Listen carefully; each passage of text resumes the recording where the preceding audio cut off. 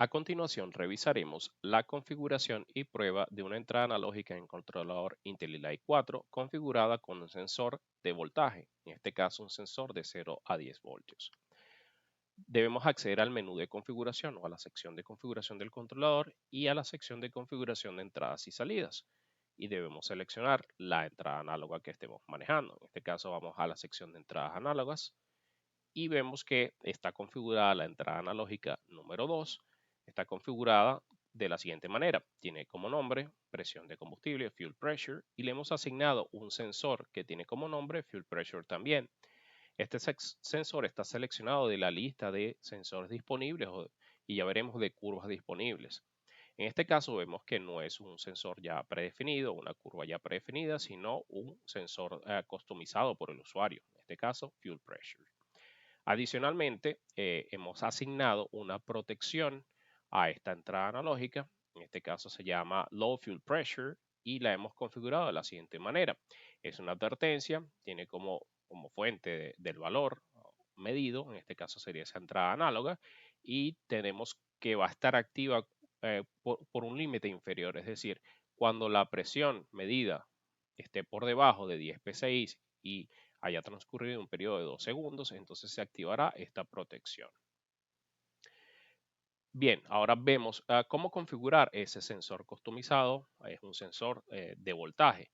En este caso vamos a la pestaña de sensores y vemos el listado de sensores y para ello curvas disponibles. Entre ellas tenemos el sensor denominado Fuel Pressure. Entramos allí y empezamos a configurarlo. Vemos que está configurado de la siguiente manera. Se seleccionó como Hardware Configuration de 0 a 10 voltios. Esta es la especificación de esa entrada física en el controlador. El tipo de hardware es de 0 a 10 voltios. El nombre del sensor se le ha asignado Fuel Pressure. Pueden darle el nombre que deseen. Y como resolución se ha seleccionado 0,1 y como dimensión PSI. Entonces tenemos un sensor que va de 0 a 10 voltios. Hemos creado una curva para ese sensor que en 0 voltios muestre 0 PSI, ¿no? Y para 10 voltios muestre 100 PSI. Y va variando de manera lineal como se muestra en esta curva. Ella va a ser configurada de acuerdo a las especificaciones de su sensor. Volvemos otra vez a la sección de configuración y vemos que nuestra entrada ya tiene nombre, ya tiene una protección asignada, tiene un sensor asignado. Una vez que hemos culminado con la configuración de esta entrada, es importante destacar también que pudiésemos asignarle alguna función a esa entrada analógica que hemos configurado. En este caso no se seleccionó ninguna, pero tal vez su entrada analógica no estaba asociada a presión de combustible, sino tal vez nivel del tanque de combustible y es un sensor también en este caso de voltaje, y pudiesen asignarle alguna función también.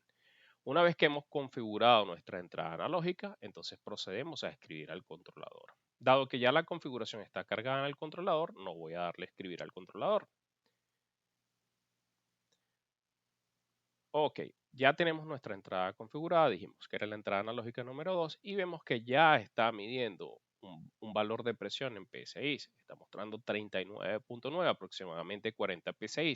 Y en este momento el sensor está enviando 4 voltios.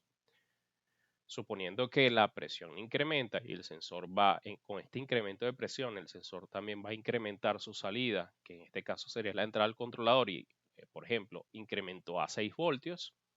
Si incrementa 6 voltios, esperamos ver un incremento en la presión de combustible de aproximadamente 60 psi y es lo que estamos viendo acá. Si, por ejemplo, el sensor envía 8 voltios, deberíamos ver aproximadamente 80 psi. Y vamos viendo el incremento en la medición de presión. Si el sensor, por ejemplo, baja a 5 voltios, entonces vamos a tener un estimado de 50 psi. Si el sensor baja a 4 voltios, vamos a tener 40 psi. Si el sensor sigue bajando, por ejemplo, a 2 voltios, entonces esperamos ver 20 psi, aproximadamente 20 psi. En este momento vemos que no se ha activado ninguna alarma, pero esperamos que cuando la presión caiga por debajo de 10 psi, esperamos ver una alarma, ya que hemos configurado una protección para tal fin. Por ejemplo, si configuramos envía el sensor 1 voltio, en este caso serían 10 PSI.